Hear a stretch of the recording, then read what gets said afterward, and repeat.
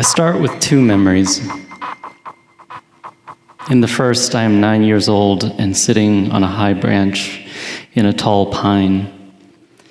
I don't remember where this is or who is with me, but I do remember how quiet and still it feels to be this far off the ground, how much I like the way the air smells, how far I can see.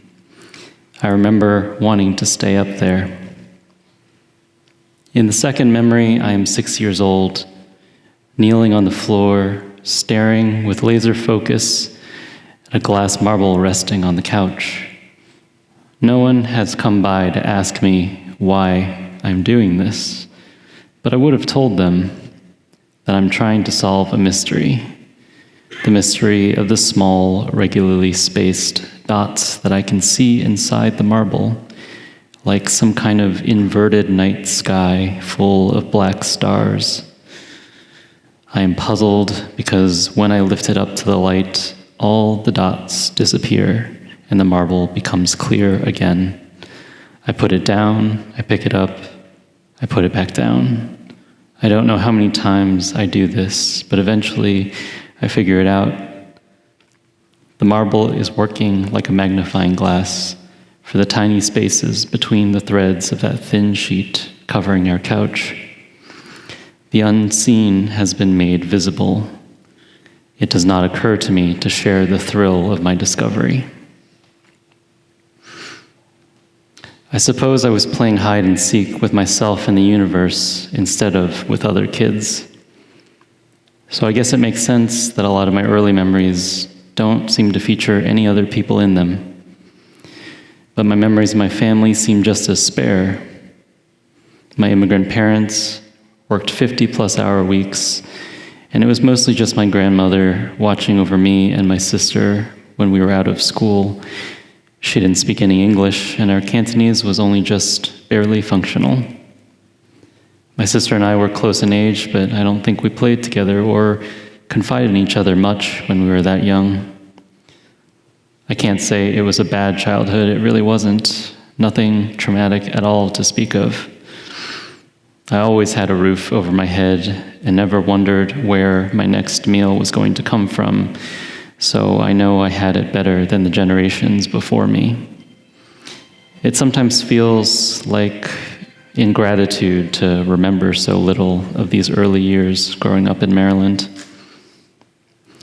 I was painfully shy then, and I never knew what to say or how to act around other people, so I guess that's how I ended up, mostly just playing by myself. My mother wanted me to be more involved in sports like other boys, but I couldn't throw or catch balls to save my life.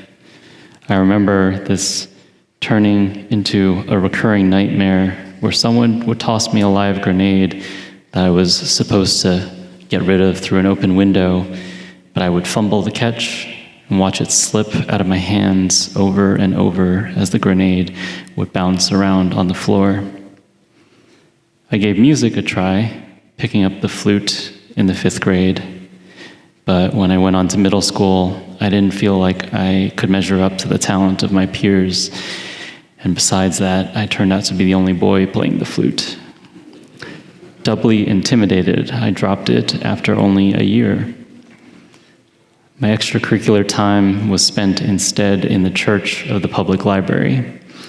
I haunted its aisles, hungry to explore invented worlds full of talking animals and intergalactic political intrigue, and to discover electric ideas about how to live a good life, written by writers who had been dead for decades or even centuries. I felt like a phantom raised by ghosts. At some point in my library wanderings, I found myself in the section on Eastern philosophy and Buddhist meditation. I don't know if I thought this consciously at the time, but I think I was drawn to the promise that solitude might have a higher spiritual purpose, and that not knowing who I was might not be a problem if the self was just an illusion anyway. So I followed the instructions on how to meditate and train myself to be my own glass marble, peering into the endless sky of my inner world. I found so many amazing things there: space, sorrow, peace, laughter, resilience. It never got boring, sitting down and staring at the wall with eyes half open, bringing my mind back to my breath again and again. For a time, I seriously wondered if I might actually love taking vows and becoming a monk. I realized I was becoming even less relatable to my peers, but I also found a deeper acceptance of that. Maybe that's why the characters from books and TV that I resonated with most could connect to some kind of cosmic consciousness and become more than their idiosyncrasies and personal flaws, like Dr. Manhattan from the Watchmen comics or Aang from Avatar: The Last Airbender. I did eventually start to make friends by the end of high school when I joined the stage crew for our theater productions, but it really wasn't until college that I started to open up in heart and in body. College is where I learned to practice yoga for the first time.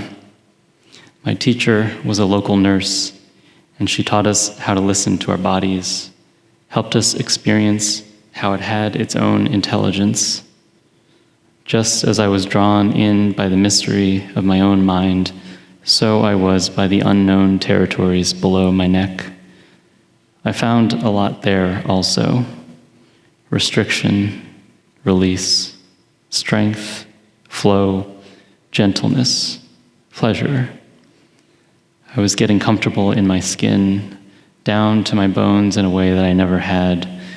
This was me coming down from that tall pine to put my feet into the earth, something I had avoided all my life, but had been craving all along. I can't draw a straight line between yoga and suddenly finding myself so much more at ease around other people, but it was soon after this that I found a group of friends who embraced me. It was like playing the flute all over again, since most of them were women. I was not entirely without anxieties. I had skipped over so many early social experiences, and here I was at 18 trying to learn them all for the first time. In my freshman year, I was sitting next to my friend Elle, watching a movie in a friend's dorm room.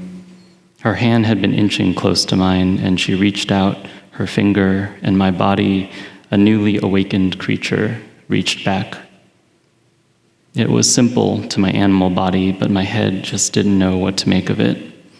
She tried to kiss me later that night, and somehow it surprised me, as if it had come out of nowhere. My mind had not kept up with what my hand knew, and the opportunity passed. This was how my love life went for many years, me turning toward love only to turn away when it reached back, or having a lover sneak up behind me when I wasn't expecting it, and me saying yes to them because I thought being chosen was enough. I would realize a short time later that it never was. This was me playing a much more painful version of hide and seek.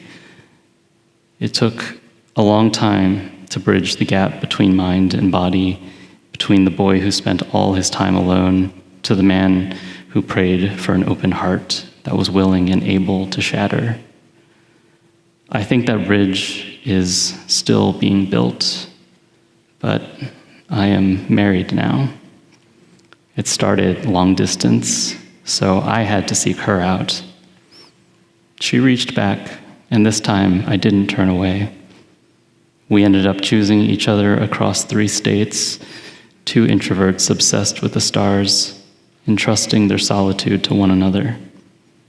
And now we're starting a family with our daughter due at the end of the month.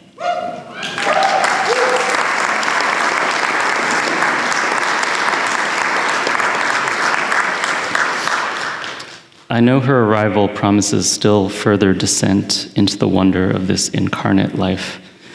I still think about how peaceful it was to be so high up in that pine tree, but I am realizing this does not have to be at odds with getting dirt between my toes. As I prepare to step into my new role as a dad, I think I will be getting in plenty of practice, climbing up and back down. Thank you.